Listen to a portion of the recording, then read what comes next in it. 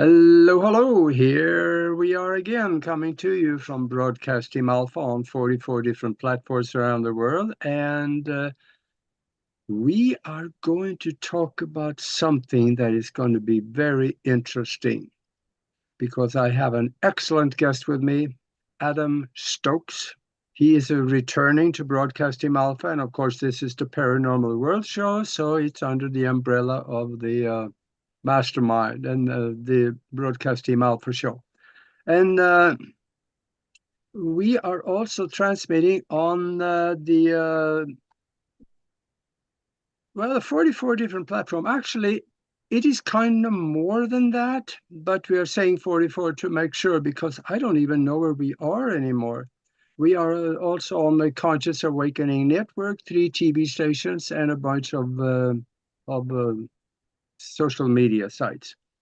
And we have Adam Stokes. Let me give you a quick introduction for him because very well educated man, and he kind of goes against the establishment agenda once in a while in pointing out maybe where they are not quite totally correct. He is a professor. He holds a degree from Duke University and Yale Divinity School in Religious and Biblical Studies. He understands several languages, including Hebrew, Ancient Greek, Latin, and German. And he writes lectures on ancient cultures and civilizations with a special interest in ancient American civilizations and the giants of Americas. And that is what we're going to talk about because there is ample evidence. Yes, there were giants. Some of them were really tall. I have seen a femur bone of somebody who ever owned that bone, had it in their body, was somewhere around 32 foot tall. So that bone is out there. So anyway, welcome to the show, Adam. It's great to be back, Augie. So good to see you again. Yeah, this is going to be fun. Yes, I've Now, been keeping up with all the great work you've been doing. So I know it's been a while, but it is really good to be back. yeah, that this is going to be good because since last time you've written some books and you've done a lot of things, and you're a very busy man. But when we talk about giants in America, where do you want to start out explaining that this is real? Well, I think the best place to start out at is basically are the traditions of the Native American peoples, the people indigenous to this land. And if you look at the oral traditions of various Native American tribes, they all talk about these people known generically as the mound builders who left us with these great sites, these earthworks and mounds all across the United States, though they're primarily located in the Midwest, but they're found all across the United States. They even go all the way to the East Coast. There are mounds in Delaware and Connecticut. I've taken my kids to both of the mounds in both of those states. So they're all over the place, and all of these Native American traditions describe the mound builders as being of taller than normal stature. Not just taller than normal stature. I'll correct myself there, but as being significantly bigger than the indigenous inhabitants. And they seem to have intermixed with Native Americans. So when you read materials such as the journals of John Smith, who was one of the first European explorers here, he's really famous from the traditions about Pocahontas, the Disney movie Pocahontas. He was a main character in that, voiced by Mel Gibson. But anyway, he has these woodcuts and these sketches in his journal, and it shows him engaging with Native American chiefs who are at least twice his size. These guys are enormous, and they make the claim that they are descended, that their lineage comes from these mound builders. But the mound builder civilization itself seems to have ceased many hundreds of years, even probably like 1,000 years before European entry into North America. So there are a lot of native traditions about these mound builders, that they were of extraordinary height, and the archaeological evidence we have for them suggests that they're not native to America, but that they came from someplace else, namely, most likely the Middle East. Hmm. Now, hardly anybody talks about this. And if you go to the No, Smithsonian and ask them about them, they're all you're going to get back is a yeah. blank stare. Which is weird, which is a shame because this was very well known information to the founders of this country. I always point out Thomas Jefferson was our first Indiana Jones in America. He was our first archaeologist, and he wrote extensively. So we think about Thomas Jefferson, we think about the Declaration of Independence, we think about the Jefferson Bible, which is one of my favorite texts by him. But some of his earliest writings were these excavations of these mounds, and unfortunately, he kind of destroyed some stuff while trying to excavate them. That was kind of bound to happen, sadly. But he talks about finding, and you mentioned this while we were talking before the program. He talks about finding very large femurs, very large skeletal bones, suggesting that these people were of above normal height. And much later, Abraham Lincoln, during the Civil War, when he makes a speech, he talks about the giant mound builders as well. Yeah. But when the Smithsonian comes along, and I'm glad you mentioned them, they kind of push back. They start basically a campaign of propaganda, which the elites always do, against something that everybody knew, everybody basically understood to be true. They push back against that for kind of prejudicial, bigoted reasons in regards to their view of Native Americans. They didn't want anyone to think that there was any type of advanced civilization here in America before modern Europeans. And they push back on that, and the propaganda that they use works really, really well. And even though I think that the Smithsonian has done a lot to reckon with its past, I take my kids to Smithsonian every couple of years. We're not that far away here in Jersey. We're about 2 hours away from DC. And so they've done a much better job, I think, in past decades of looking at ancient North America. But there's still, even now in the 21st century, there's still kind of a pushback against a little bit of a pushback against this understanding of the mound builders as this great and ancient civilization. People don't talk about it a lot, and when they do, it's always kind of in a very ambiguous way. Oh, these were just mound builders. They made these ceremonial sites, but there's not that much more that we can say about them. But that's just not true, Augie. There's a lot that we can say about them. There's a lot that we know about them from their archaeological remains. Now, you got some serious religious studies behind you also.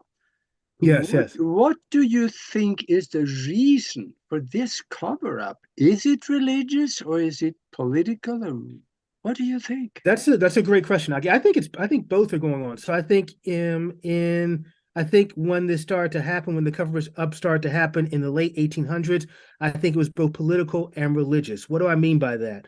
Well, political in the sense of, if you're going to accept the idea that Native Americans and basically their ancestors, these mound building people who intermarry, who intermix with Native Americans, had an ancient and great civilization, then you have to consider the Native Americans to be human. And in the late 1800s, that was not a popular idea. I was watching a show the other day called Bass Reeves. It's about one of the first Black American sheriffs, law enforcement men in the 1800s. And he's working with these other sheriffs, and they're basically talking about the Indians. Sometimes they talk about him like this, but they're mainly talking about the Indians like they're just savages. The guy says basically the Indians aren't human. And so that is the sentiment that was undergirding kind of Smithsonian's view of ancient America back in the 1800s. But there is also a religious element. So I'm from a Latter-day Saint tradition. I consider myself a Mormon. I'm not from the Utah Salt Lake City Church, but I am part of a smaller tradition.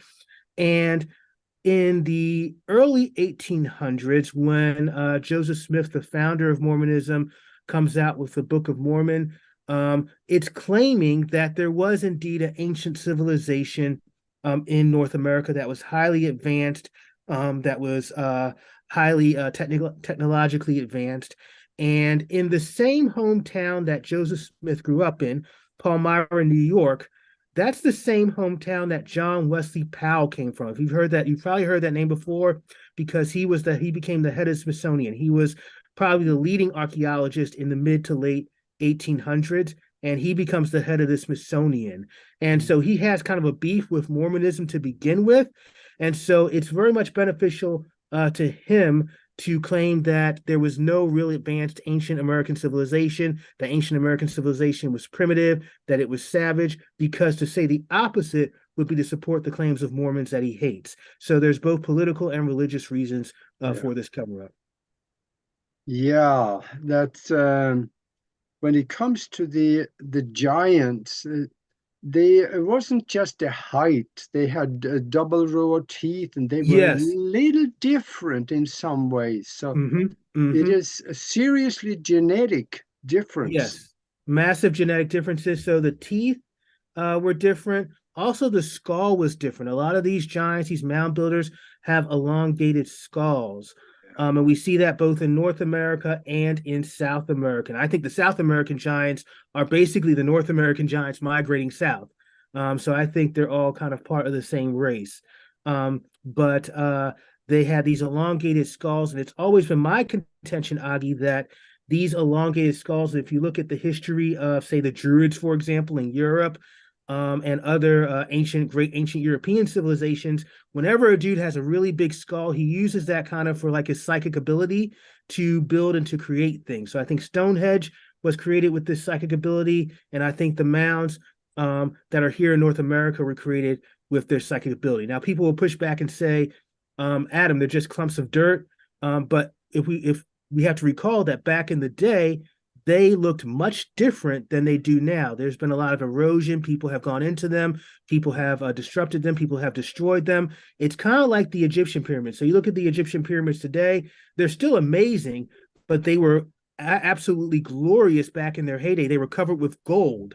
And a lot of these mounds were covered with things as well, with gold plating and stuff like that. So they were very similar in many respects to the Egyptian pyramids, and they had a glorious kind of a magnificence about them that's kind of been lost over the centuries. So they looked quite different, and they're actually very, very. People just say, "Oh, it's a clump of dirt," but it's actually very, very hard to build these things. There's a mainstream archaeologist, Bradley Lepper, who talks about basically the impossibility of building these mounds, even with slave labor. There just weren't enough. There wouldn't have been enough people. So that raises the question: how are these mounds built? And again, I go back to my own personal opinion: is that this was a psychic ability, and that is what was facilitated by the cranium of these giants, this large skull. I have studied the German giants quite a bit. Yeah. And I found some things in old Roman writings, some of the surviving Roman records, where they say the Romans, they used the German giants in front of the rest of the army sometimes. Mm-hmm. Mm-hmm. And they actually had an armor Yeah. that they have a sample of that armor that the giants wore. Yep. You Yep. could you See, could fit two people in it, and it weighed 800 pounds. yeah, I'm glad you mentioned this is really well documented. So, as you mentioned, I'm fluent in multiple languages. I actually serve as a Latin teacher. That's my main occupation.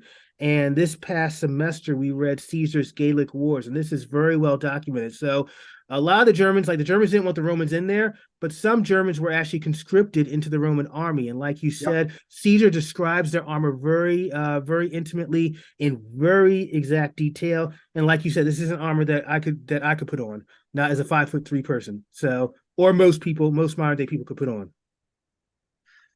Isn't it amazing how we've been had? Yes, yes. And a lot of people don't know it's funny, Aki, because sometimes when you read the ancient literature as you have, it's right before our eyes. But then you're like, wow, I'm so amazed. I never knew this because nobody ever talks about it. So it's there, but then at the same sense, we've kind of suppressed it, so that's not there at the same time. Mhm. Now, let's take that. We know we have the skeletons, we have the stories, we have the drawings of people that have met them, made the drawings back in the early 1800s and so on. Mm-hmm. They are here in the Americas. And you think that they came from the Middle East. Let's say they Yes. did. and I because they're there too. Yeah. Now, where did they come from when they ended up in the Middle East? Where did the ultimate giants come from in the distant past? Yeah, that's an awesome question. I always turn to whenever I'm asked that question, I always turn to Genesis chapter 6, and it talks about the Nephilim, and that gets translated in the Greek and the Latin as gigantes. I think the Nephilim are a race memory of a much earlier, much more ancient civilization. And if I had to put my finger on it and give a name, I would say Atlantis. If you read the Atlantis tradition, so if you read the Greek traditions about Atlantis, Philostratus, Plato, etc., if you read some of the material that Edgar Cayce did on Atlantis, it all talks about Atlantis being this highly advanced civilization where the people, again, use their psychic ability to create things and to make things. And that's exactly what you see with the mound builders. So I think the mound builders are basically, as Genesis 6 suggests, they are um, they are descended from these giants, intermarrying and interbreeding with what becomes the people of Israel. But those original giants came from the lost city of Atlantis. Yeah, and then there are hieroglyphs in Egypt. They depict the really tall people next Mm-hmm. to Yes, regular. so the servants, yes, and they show the servants, and they show the regular Egyptians, and then you have these giant people. It's interesting, Aki, if you've ever seen the movie Gods of Egypt, people were really upset about that because they had some like Western actors, European actors playing the Egyptian gods, but I think it did an excellent job because it shows the gods are gigantic, and the Yeah, normal people, the Egyptian priests and stuff like that, are just our size. And I don't think that's mythology. I think that's a memory yeah, of these giants who were descended from Atlantis, and there's a direct connection between Egypt and Atlantis with the pyramids. yeah. And then, of course, the Anunnaki were also very tall. Mm-hmm. Mm-hmm. Yep. So mentioned in the Sumerian text, and Yeah, Zechariah Sitchin does a lot with them. There's a great documentary. I thought you were you part of that documentary? There's one on the Anunnaki that was very profound. I recommend it to anybody. yeah. And we are told that Columbus discovered America. Sure, he did. My name is Cleopatra too. Just as true. Yeah, Uh, yeah.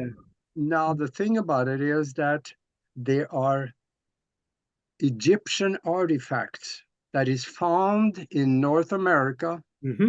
in fact in Canada also, not just the United States Mm-hmm. in Ohio. You wrote a book on that, From Egypt to Ohio. Talk Yes, about yes. this. So yeah, basically, in this book, there's a poster of it back here.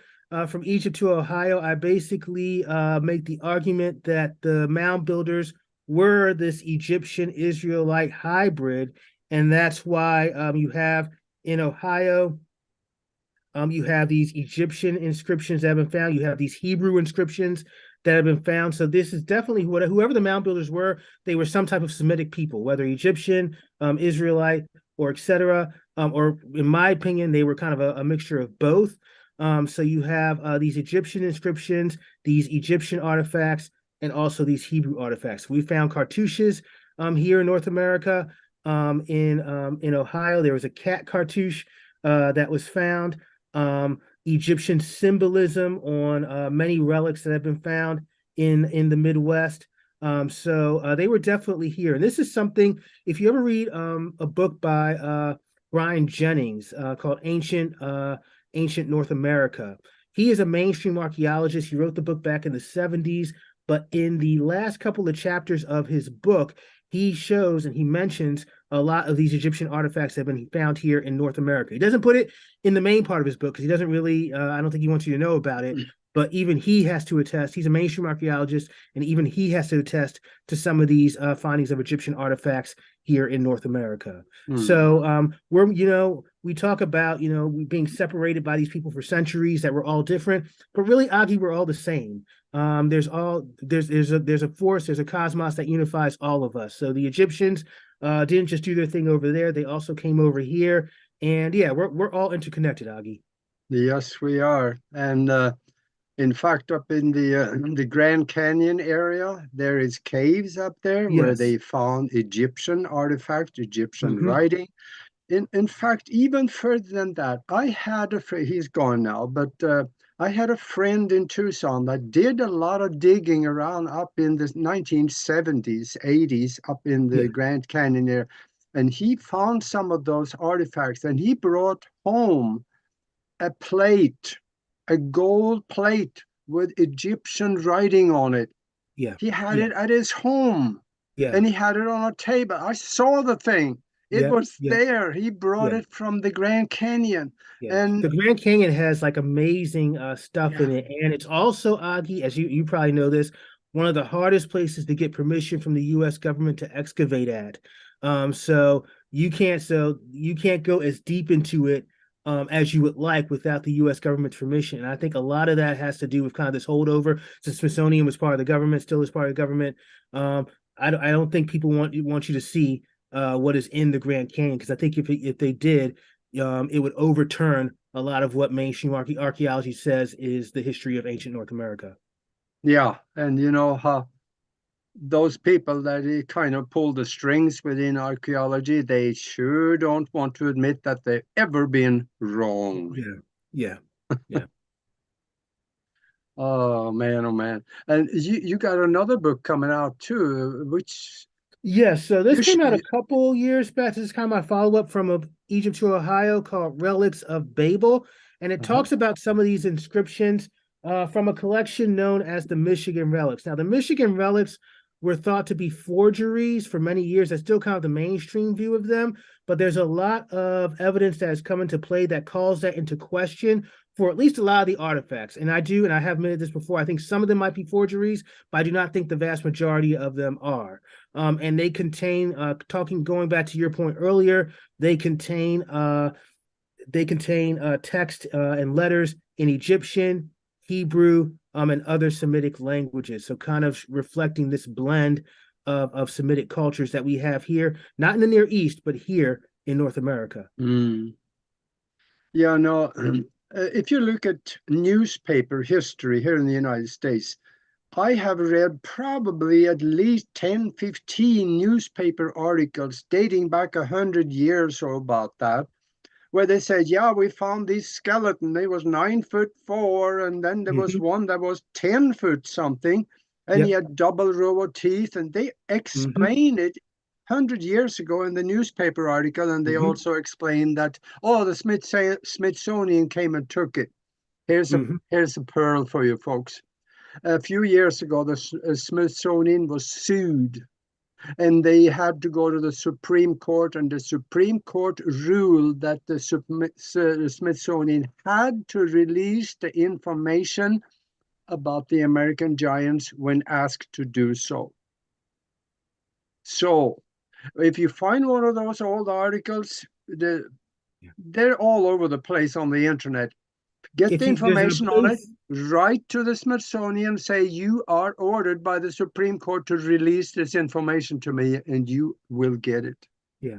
Aki, I'm so glad you mentioned that. I want to shout out to a friend of mine, Giants of North America. He's on Instagram. If you go on that site, he literally has thousands of newspaper clippings from the time that you mentioned that mention the Giants. And that's a very important point that you raised, Aki, because mainstream archaeologists will go, oh, where's the proof that this ever happened, this ever existed? But in a lot of these newspaper clippings, there are photographs and there are images, Mm-hmm. sketches, but actual photographs that people took next to these giants. So very, very well documented.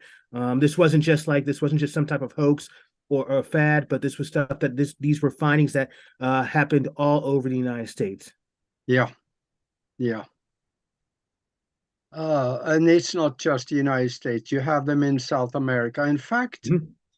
on my old property back in Norway, the one I let go when I came to the United States, there is a grave mound, a Viking grave mound, and it is kind of really big.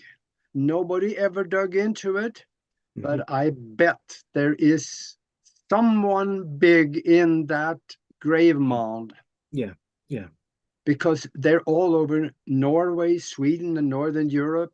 Yeah. Well, you guys have had Um, a whole history of giants within your, your traditions and stuff. So yeah, yeah, yeah.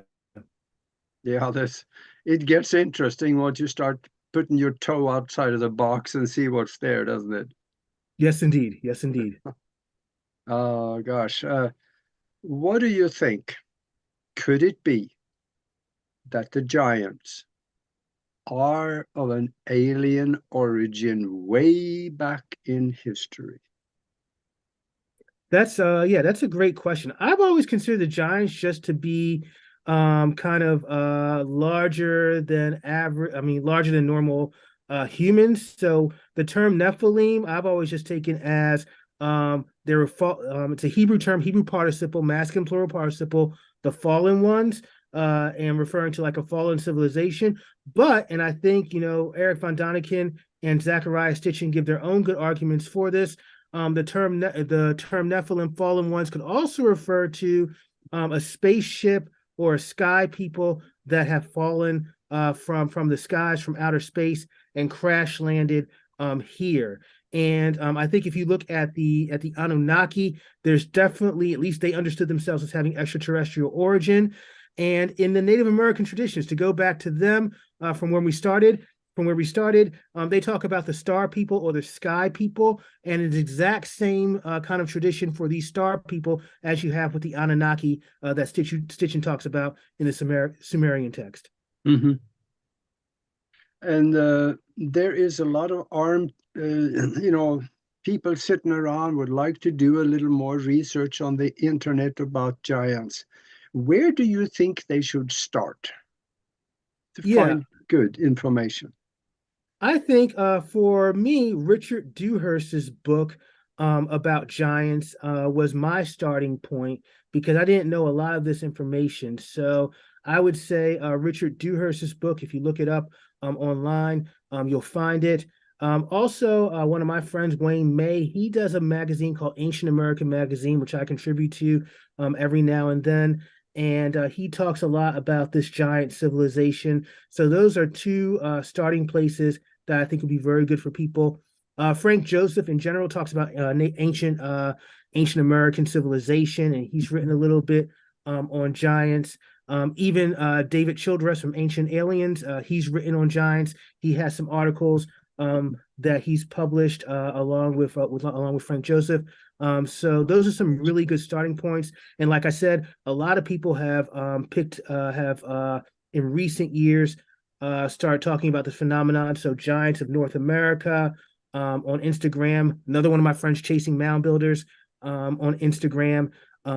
He has some great information, some great reference material with this stuff. So this information, even though, as we've talked about, there's kind of been a history of suppression, this information is out there and people can find it if they're willing to find it and look for it. Yeah.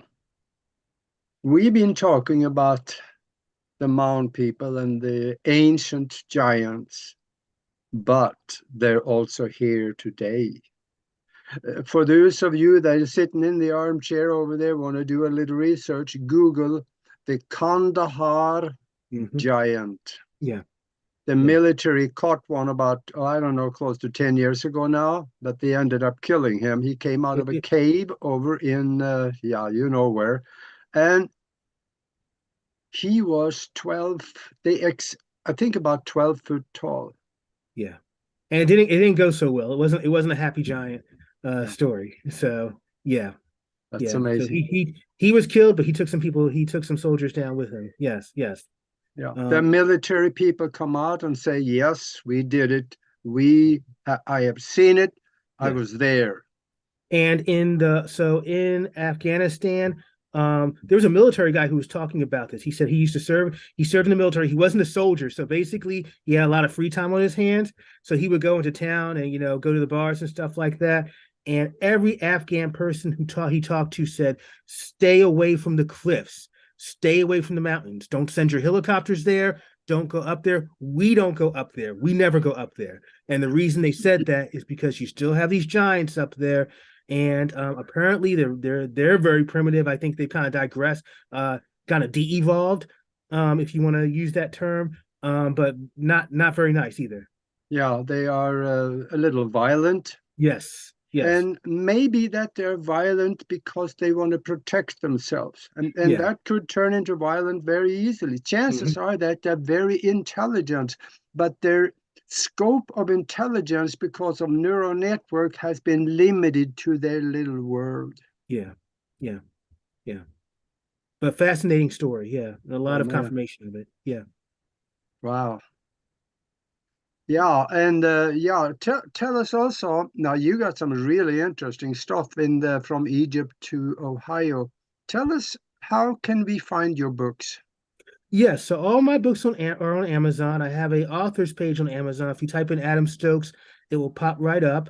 So all of my books, I have books and articles on Amazon. I also have a Facebook page, and I have an Instagram page myself, Adam the Giant Guy, 2019. And so all of my links to my writings, links to my material can be found there. And I'm in the process of having an official website, Augie, Adam the Giant Guy, but I'm still working on it. Uh, Okay. a few tweaks here and there, but it should be up sometime this year. Yeah, how tall are you? I'm not tall at all. I'm only 5'3", 5'2". Oh, really? I'm Okay. short. Well, Yes. then you're not a giant. No, no, sadly. I don't have the lineage, but I talk Uh, about it. So there yes. you go. There Yeah. you go. There you go. Well, I'm sure glad that you could come on here and talk with me for a little bit because this was interesting. This is And great. It's always great talking to you. yeah, so let's do this again sometime in the near future. We can Absolutely. expand a little more. Yes, yes. Anytime. Anytime. Okay. Well, thank you very much for being with us. And then to the listeners out there, go ahead and go to Amazon and put Adam Stokes in there. And his name will bring up the books, and you can look at it, and you can look at what in the text there, what he writes about. And chances are that you're going to want to read some of that. So then we will see you later. And until then, be good to each other.